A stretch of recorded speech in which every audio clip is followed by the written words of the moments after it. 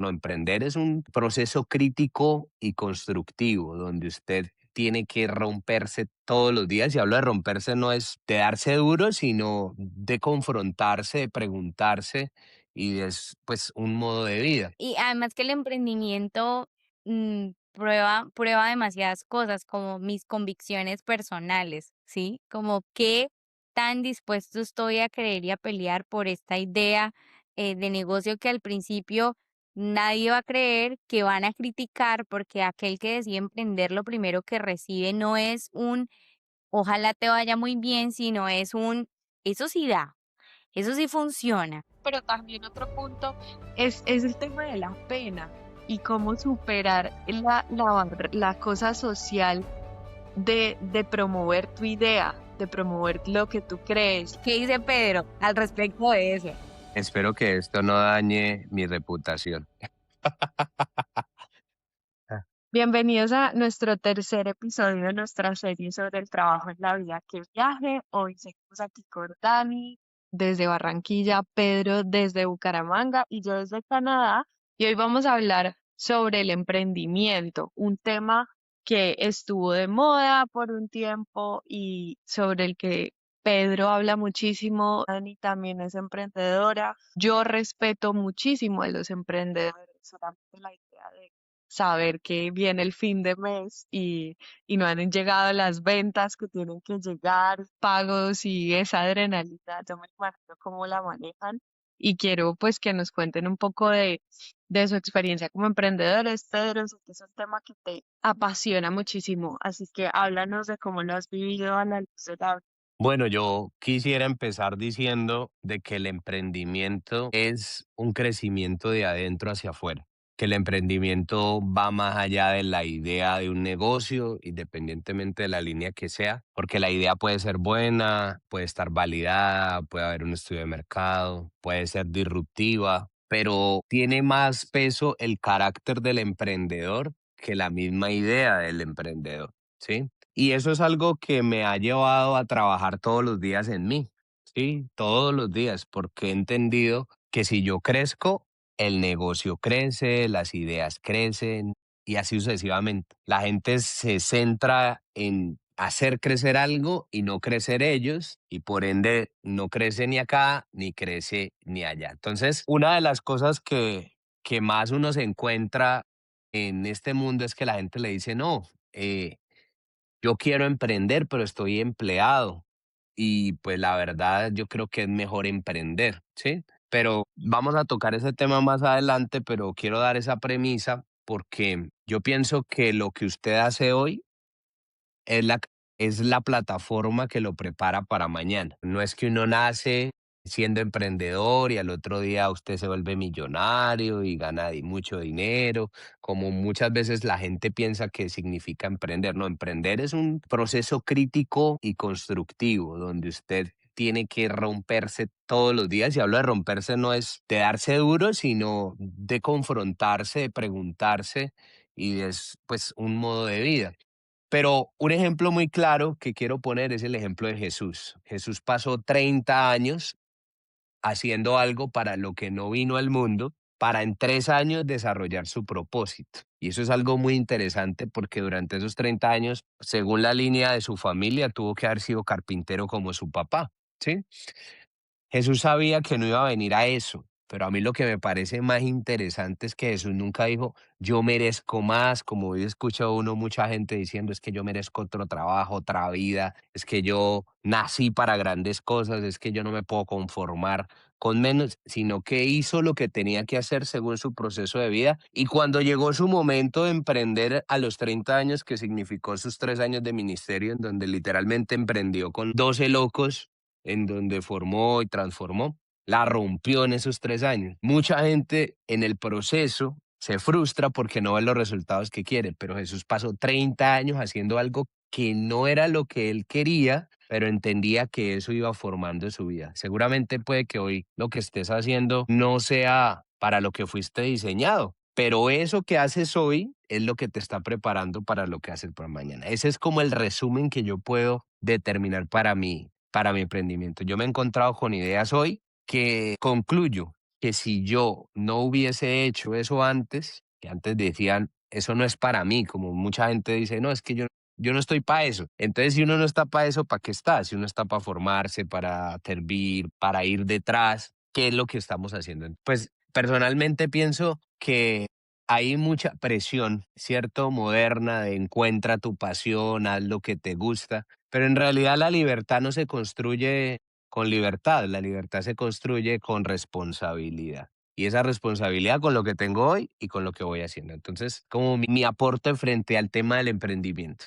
Yo creo que el emprendimiento es una carrera de incertidumbre que uno decide abrazar y en la que se va a encontrar, o sea, lo fijo que uno va a encontrar son problemas que resolver, pero que a la final dependen de lo que decía Pedro, de mi crecimiento personal. Y techo soy yo. Si yo no crezco, mi emprendimiento tampoco crece. Pero alrededor del emprendimiento hay muchos mitos, presiones, y yo creo que una de ellas es, por ejemplo, creer que todo el mundo tiene que emprender, ¿sí? Y no es así, y está bien. Y y creo que es un poco también como lo que más adelante Lau nos va a compartir, y es como, está bien, si tú decides emprender, hazlo, y abrazando los desafíos que esto implica, porque entonces hay una ola de emprendinitis y que lo único aceptable hoy es emprender y resulta que emprender tiene unos desafíos absurdos que quizás no todos quieren abrazarlo. Y está bien, pero aquel que decide abrazarlo, pues lo asume. Y es un poco también esos mitos en torno o esas presiones y mitos en torno al emprendimiento que hoy también podemos desmitificar como que es libertad total, y no es así. ¿Qué dice Pedro al respecto de eso? Pues es que yo pienso que eso es un objetivo. Y obviamente uno no se puede quedar toda la vida en la operación, pero claramente uno tiene que ir en un proceso, lo que hablábamos de Jesús. Jesús duró 30 años haciendo algo que no tenía que, o sea, yo me imagino cortando madera, haciendo silla y con la actitud correcta. O sea, eso es lo que me parece más tenaz, rompiéndose el lomo en algo que no era con la actitud correcta. Entonces, ser su propio jefe es una premisa válida, pero mal enfocada. Mal enfocada, exacto. Solo para afirmar ahí es que ser tu propio jefe no es sinónimo de no trabajar o trabajar menos, sino de con la actitud correcta, viviendo el proceso, poder llegar a otro tipo de dinámicas laborales. Así es. Me encanta todo eso que dicen. Yo acá voy a tirar una anécdota y es que a mí mucha gente me pregunta, ¿qué hace Pedro? ¿Qué hace su hermano? Mucha gente yo creo que me lo pregunta más de lo que se lo preguntan a él directamente, como, wow, ¿qué hace tu hermano? ¿Cómo hace para viajar tanto? ¿Cómo hace para esto? ¿Cómo hace para lo otro? Y yo lo que le respondo a la gente es, Pedro vende como un maníaco. Él vende hasta lo que sea. Y la anécdota que quiero contar es, hablando ustedes del tiempo y de la formación de carácter, yo me acuerdo hace muchos años, yo estaba con mi mamá y mi mamá estaba viendo, Espero que esto no dañe mi reputación. no, es algo que va a ayudar a construir el punto que tú estás hablando del carácter y del tiempo. Hace como 10 años yo estaba con mi mamá y mi mamá estaba viendo historias en el celular como estados y me dijo, ay, ese Pedro solo está publicando boxers en los estados, boxers como ropa interior. No, pero Pedro parece que estuviera varado con esos boxers. ¿Qué va a decir la gente que no está vendiendo los boxers? Mire, está publicando como 50 boxers y ese es Pedro. O sea, Pedro nunca piensa qué va a decir la gente de mí porque estoy publicando ropa interior en mis estados. Pedro piensa es, voy a vender esta ropa interior y me voy a ganar tanto. Y es algo que yo siempre he aprendido de él. Y es que él no le tiene pena a venderte unos boxers, a venderte una moto, a venderte, a él no le da pena nunca. ¿Qué va a pensar la gente de sus estados? ¿Qué va a pensar la gente de que vende esto, de que vende lo otro? Y hoy está vendiendo viajes y luego va a vender, quién sabe qué, un avión que valga $1.000.000.000, pero esa actitud de no me da pena porque quiero vender y este es mi objetivo, es lo que yo más creo que admiro. Y ese carácter que la ha desarrollado en este tiempo, que lo mismo, pues ahora está recogiendo frutos, pero eso empezó hace como 20, 30 años. Total, yo solo quería sumar otra anécdota porque yo estudié con Pedro en la universidad, o sea, diferentes carreras, pero estudiamos, entramos desde el primer semestre y Pedro todas las semanas llegaba con algo diferente. Una semana llegaba con cavas llenas de Coca-Cola y aquí empanadas, pero todo el tiempo estaba vendiendo. Yo creo que no se vendía él porque no podía. Pero todo eso, lo que tú dices, ha formado el carácter de lo que hoy es, viviendo el proceso, que es súper Claro. importante. Y hablando de todo esto, hay un país que siempre me ha impactado y es Israel. Y la cultura Israel, y la cultura judía. Inclusive yo no, sé, hay un dicho aquí en Colombia que dice me hizo la judía. Y hacer la judía es como que me metió esa vaina y como que, pucha, me empacó ese producto, ¿sí? Y es que los judíos, si hay alguien que negocia en el mundo, son los judíos. O sea, los judíos son increíblemente, uno va a Israel y uno dice, estos manes tan lindos, que son, cierto, los hijos de Dios, y aquí es un lugar espiritual. No, esos manes te quieren vender la menorá, la kipá, el manto, la vela, todo, porque son negociantes. Y hay un término que ellos utilizan que se llama chutzpah. Es un término hebreo y Israel es conocida pues como la Startup Nation, que es el lugar donde más startups hay en el mundo. Y tienen un concepto, que es este que les acabo de mencionar, que es una mezcla de audacia y atrevimiento para cuestionar lo establecido. Los judíos tienen una realidad, son un país pequeño, no tienen agua, pero ellos no dijeron, ay, somos un país pequeño, no tenemos agua. No, pues hagamos agua del aire. Entonces tienen una máquina de aire que produce agua. Ellos dijeron, somos un país atacado, tan, entonces hagamos un domo que intercepte los misiles cuando vayan a caer. O sea, esa rebeldía es emprendimiento a lo establecido, ¿sí? Y es una rebeldía en buen sentido, ¿sí? Cuando ustedes manifestaban eso, yo me acuerdo cuando yo entré a la Universidad Santo Tomás, yo recuerdo que la universidad pues era gente de mucho dinero y que yo estudiaba en un edificio de 6 pisos donde no había ascensor y donde nos tocaba la clase en el sexto piso, había que subir caminando. Entonces yo dije, si yo traigo aquí empanadas y gaseosa, voy a venderlas todas porque la gente la va a pensar 1000 veces, porque la cafetería quedaba en el edificio donde estudiaba Daniela, que era lejísimo, y además era carísimo una gaseosa y una empanada. Entonces yo me llevaba en una moto la cava, la gaseosa, todo, y resolvimos una necesidad y eso se esfumaba impresionante. Había que innovar. En esa escala, hablo de esa escala y esas anécdotas que mencionaba. En la pandemia vendimos boxer. Yo me acuerdo que vendía boxer y vendía boxer por deporte. Yo publicaba eso y la gente, bueno, tan. Y yo he entendido que el emprendimiento tiene que ver más con la persona que con el producto. La gente conecta con lo que tú haces y te compra lo que tú hagas. Así ya lo pueda comprar otra persona, pero el hecho de conectar con tu historia, conectar con tu carácter, conectar con tu idea, hace que las cosas sean diferentes. Entonces, pues nada, pienso que es algo que debemos trabajar y de que el emprendimiento es mayordomía. No sé qué piensa Dani. Sí, total. O sea, y además que el emprendimiento prueba demasiadas cosas, como mis convicciones personales, como qué tan dispuesto estoy a creer y a pelear por esta idea de negocio que al principio nadie va a creer, que van a criticar, porque aquel que decide emprender lo primero que recibe no es un ojalá te vaya muy bien, sino es un eso sí da, eso sí funciona, eso sí, o sea, solo recibe cuestionamientos, pero esa terquedad, digamos, esa sana terquedad para persistir en sacar adelante una idea de tal forma que entonces con el proceso todos empiecen a creer, creo que es supremamente valioso porque así nacieron las grandes compañías, con uno, con dos, con tres que creyeron y persistieron pese a, entendieron los momentum y los procesos, que creo que eso también es una arista importante en estos procesos de emprender porque creo que hoy la gente se frustra si no ve resultados inmediatos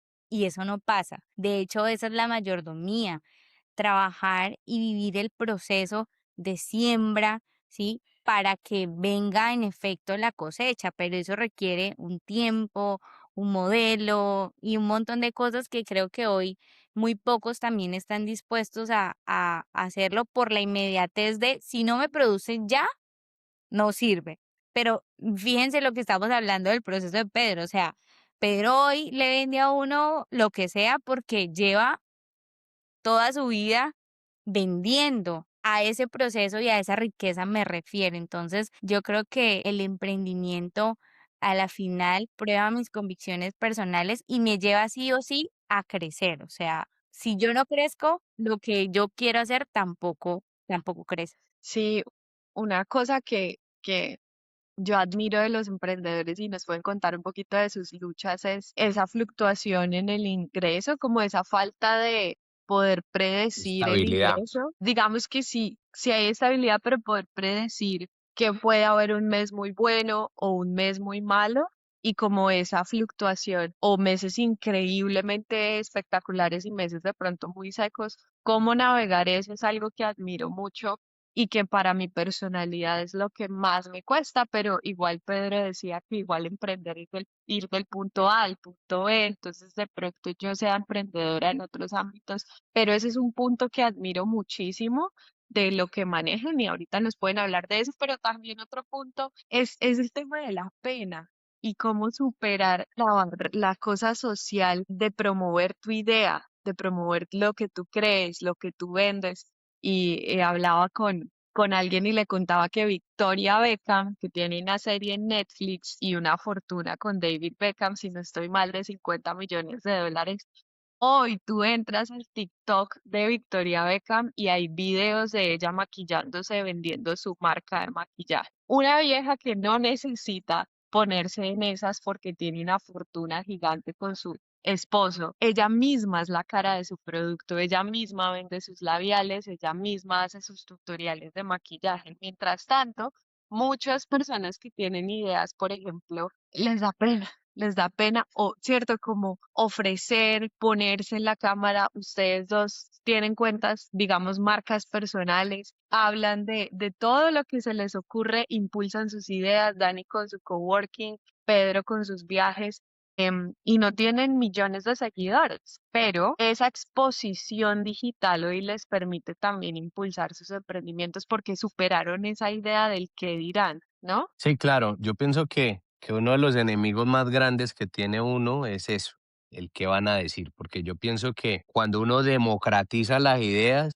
uno no termina haciendo absolutamente nada, porque una idea se va construyendo. Muchas de las ideas que hoy en día andan para mí nunca fueron consultadas con nadie. Fueron consultadas con Dios, en mi caso, porque soy creyente, y bueno, para adelante. Y en la medida en que esa idea fue andando, se fue puliendo, fue cambiando, fue evolucionando, se fue transformando y no es que yo no recibía consejo de nadie, no.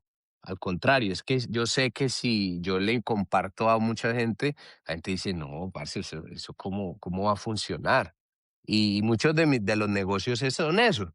O sea, yo le digo a la gente, quiere, hágale, pruébela, valide la idea, hágale, no invierta mucho dinero al inicio, más bien haga texteos pequeños, y si a usted le gusta y eso le funciona, pues hermano, hágale y la va transformando. Pero mucha gente espera tener todo y que le guste a todo el mundo para sacarlo. No, eso nunca va a pasar ni nunca va a suceder, ¿verdad? Otra cosa que a mí me acuerda, yo no sé si Dani se acuerda una vez que hicimos unos sándwiches para el estadio. Entonces había una posibilidad increíble, pues nos sacaron un espacio, trasnochamos, hicimos los sándwiches, que porque jugaba, no sé quién jugaba, Colombia o el El Bucaramanga. Bucaramanga. Entonces nos fuimos para el estadio, Daniela vivía cerca del estadio, nos fuimos con los sándwiches, hicimos como 200 sándwiches. Yo ya hacía cuentas de las ganancias y con eso, mejor dicho, ese Eurotrip se pagaba solo. Y nada, pues cuando llegamos nos encontramos con una realidad y es que si vendimos 5 sándwiches fue mucho, 10 sándwiches, esa cantidad.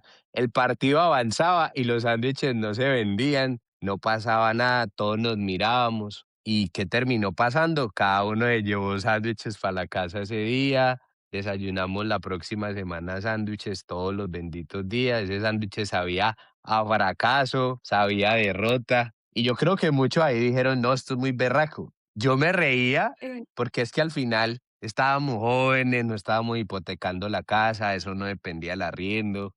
Y yo me reía y yo decía, es que uno cómo se va a meter en esto si uno ni siquiera ha vendido sándwiches en esta localidad o no sabe cómo es la jugada, cómo es el maní. Pero lo intentamos, ¿sí? Así mismo con Laura, yo me acuerdo cuando hacíamos lasañas, que eso trasnochábamos y eso era reparta lasañas. Muchas de las lasañas llegaban vueltas miércoles, pero era eso, era disfrutar del proceso y hacerlo. Entonces, yo pienso que eso que Dani también está trabajando, el tema del fracaso, como medalla, como estandarte, yo sí tengo historias para contar, pucha, de negocios malos que he montado, pero nada, ese es la hoja de vida que hoy nos sostiene. Yo creo, digamos, como de todo lo que hemos hablado, a la final, esa capacidad de accionar sin temor es como de lo más valioso que se puede experimentar en estos procesos de emprender. En estos días a mí me preguntaban como qué es lo que tú más valoras de todo este proceso. Y mi respuesta, que me llevaba un montón a pensar, era el poder hacerlo, capacidad de decir, lo hago sin saber quizás si, claro, las etapas, ¿no? O de decir, lo intento y si no funciona, pues no funcionó. Aprendí y es un poco lo que decíamos, recordando eso, canción le hicimos a la venta y cantábamos para que la gente viniera a comprar el sándwich y no, o sea, no, hicimos como 300 y vendimos como 50 y luego en la noche llamando a la gente para que se llevara el sándwich casi que regalado y mejor dicho, de todo, pero incluso ni siquiera eso nos paró para seguir vendiendo en la Ujú, universidad, en todos los espacios en que vendíamos porque todo el tiempo estábamos vendiendo cosas. Entonces es como esa capacidad de accionar es lo que hace también toda la diferencia en estos procesos sin temor a nada, porque creo que mucha gente tiene muchas ideas que nunca llegan a la acción y nosotros a la final somos el vehículo de una idea y somos el vehículo para que esa idea se materialice.